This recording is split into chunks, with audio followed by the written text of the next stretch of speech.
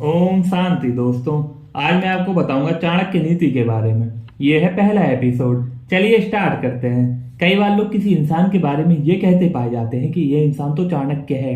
अक्सर ये उस इंसान के बारे में होता है जिसके मूड को कोई ट्रैक नहीं कर पाता और वो इंसान साइलेंटली अपना खेल खेल जाता है। कभी कभी लगता है कि ऐसी इमेज बनाई जाती है जिससे चाणक्य ग्रे शेड में दिखते हैं क्योंकि उनको क्लेवरनेस का सिनोनिम्स माना जाता है। वो क्लेवर जरूर थे लेकिन इसके पीछे उनका ज्ञान और साधना थी। मुझे तो बहुत कम एक या दो लोग ही ऐसे मिले हैं जो चाणक्य कहे जाने का पोटेंशियल रखते हैं। चाणक्य तो इतने ज्ञानी थे जिन्होंने बहुत पहले ही भारत देश के टुकड़ों में बटे स्टेट को देखते हुए ये जान लिया था कि कोई भी बाहरी शक्ति आकर इनके गुरूर को कभी भी एक झटके में खत्म कर सकती है। और इसलिए उन्होंने एक स्टूडेंट रिवॉल्यूशन से शुरुआत कर लोगों में देशभक्ति का जज्बा जगाया और सबसे पहले उस नंद वंश को उखाड़ फेंका जो उस वक्त भारत देश के सबसे बड़े राज्य मगध पर शासन कर रहा था। सोचिए, टुकड़ों टुकड़ों में बटे जिलों के स्वार्थी और लालची राजाओं को एकत्रित करना और उनके स्वार्थों और उनकी कमजोरियों को ध्यान में रखते हुए उन सबको एक लक्ष्य के लिए एक साथ लाना। सोचिए कितना मुश्किल रहा होगा, पर चाणक्य के बेटे और तक्षशिला के आचार्य विष्णुगुप्त चाणक्य ने कर दिखाया। मैं हूं जितेंद्र सिंह और मुझे चाणक्य नीति की किताब एक स्टेशन स्टॉल पर मिली थी। मैंने उसे पढ़ा। हालांकि वो किताब काफी बेसिक थी, जो उसमें चाणक्य और उनकी टीचिंग के बारे में कम और इधर उधर की बातें ज्यादा थी। तब मेरे मन में ख्याल आया कि मैं आचार्य विष्णुगुप्त चाणक्य के बारे में और गहराई से पढूं, क्योंकि हम चाणक्य को सिर्फ उतना जानते हैं जितना कि खुद को। क्यों, सही कह रहा हूं ना मैं? हमने अभी तक खुद को एक्सप्लोर ही नहीं किया, तो चाणक्य को तो क्या ही कर पाएंगे।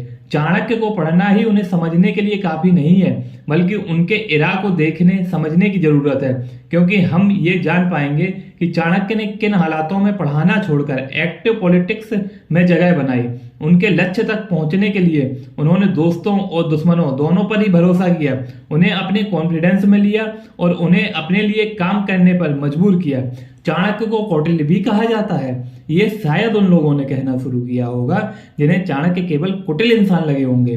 भाई, जब आप किसी की पर्सनालिटी को समझ नहीं पाते तो उसे अपनी नजर में देखने लगते हैं और फिर अपने एक्सपीरियंस से डिफाइन करने लगते हैं। वो कहते हैं ना, one man terrorist is other man freedom fighter, यानी कि जो मेरे लिए आतंकी है वो शायद किसी और के लिए स्वतंत्रता संग्रामी भी हो सकता है। तो ऐसी ही सब्जेक्टिव सोच के कारण उन्हें कौटिल्य भी मान लिया गया। लेकिन यही कौटिल्य अपनी नीतियों और शास्त्रों के ज्ञान से केवल राज्य नहीं बल्कि राष्ट्र के निर्माण की सोच रखते हैं, और यही सोच जन्म देती है मैनेजमेंट के उस महाभंडार को जिसे कौटिल्य का अर्थशास्त्र कहा गया है, जिसमें राज्य या राष्ट्र के चरित्र निर्माण से पहले उस राज्य के या राष्ट्र के नागरिकों के चरित्र निर्माण पर ध्यान दिया जाता है, क्योंकि एक इंसान पूरे देश के कैरेक्टर को रिफ्लेक्ट करता है। और अगर बेसिक यूनिट ही खराब है तो उस पर बेस्ड मैक्रो लेवल की मशीनरी कैसे सही रह सकती है। सोचिए कि अगर एक आदमी ही करप्ट है तो पूरे देश पर उसका कितना बुरा इम्पैक्ट पड़ता है, क्योंकि एक मछली सारे तालाब को खराब करती है।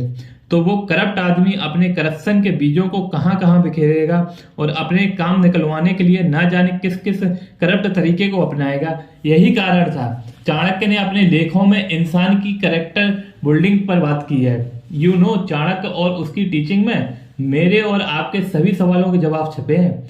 खुद मैं भी अगर कहीं अटक जाता हूं तो इन्हीं महाज्ञानी आचार्य विष्णुगुप्त चाणक्य को कंसल्ट करता हूं। चलिए फिर अगले में फिर मिलेंगे, चाणक्य और उनकी टीचिंग के बारे में बात करेंगे। उससे पहले अगर आपने मेरी चैनल को सब्सक्राइब नहीं किया तो सब्सक्राइब कर लीजिए।